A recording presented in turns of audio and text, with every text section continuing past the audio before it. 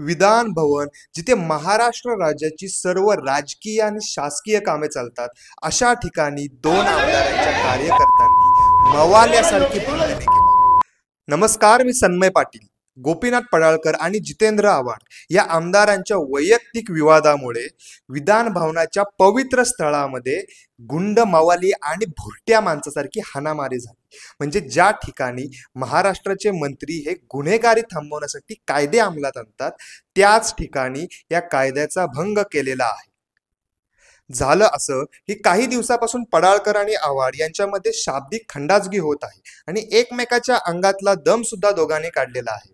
पण काल असं झालं की विधान भवनाच्या एंट्रीच्या ठिकाणी दोघांच्या कार्यकर्त्यांमध्ये शाब्दिक मारा चालू झाला आणि जेव्हा वाद तीक्ष्ण झाला तेव्हा ही मारामारी त्यांनी शारीरिक करून टाकली.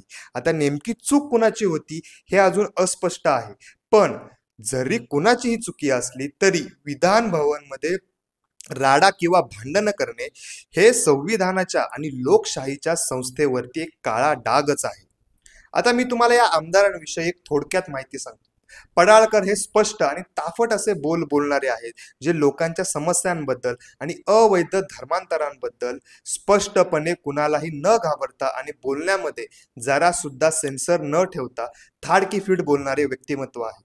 आणि दुसरीकडे आहे जितेंद्र आव्हाड, जे भगवान राम हे मांसाहारी होते आणि ते शिकार करायचे असे म्हटलेले आहे. तसेच अफजल खान आणि शाहिस्ते खान यांच्यामुळे शिवाजी महाराजांचे अस्तित्व आहे असे वक्तव्य करणारे आणि डॉक्टर बाबासाहेब आंबेडकर यांचे पोस्टर फाडणारे असे हे आमदार आहेत, ज्यांनी कधीच ख्रिश्चन आणि मुस्लिम धर्मांतराविरुद्ध बोलले नाही, उलट त्यांचं समर्थनच केलेलं आहे.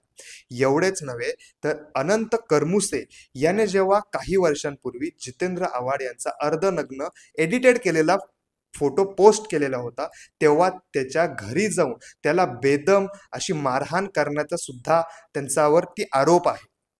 या घटनेनंतर पडाळकर यांच्या कार्यकर्त्यावरती गुन्हा दाखल झाला आणि त्याच्यावरती योग्य ती कारवाई होणार असा त्यांनी दावा सुद्धा केला आणि याच्यासोबतच पडाळकर यांनी या घटनेचा खेद सुद्धा व्यक्त केला.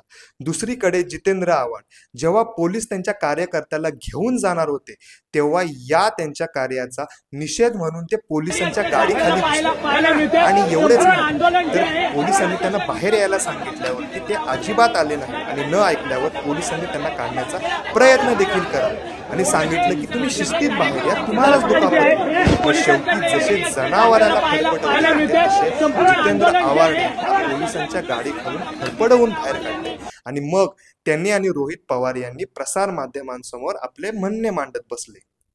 जितेंद्र आव्हाड यांच्या नाटकानंतर सगळेजण पोलिसांचा निषेध आणि तिथे आंदोलन करण्यासाठी पोलीस स्टेशनमध्ये गेले आणि 39 वर्षाचे युवा नेतृत्व आमदार रोहित पवार पोलिसांना काय म्हणाले ते बघा.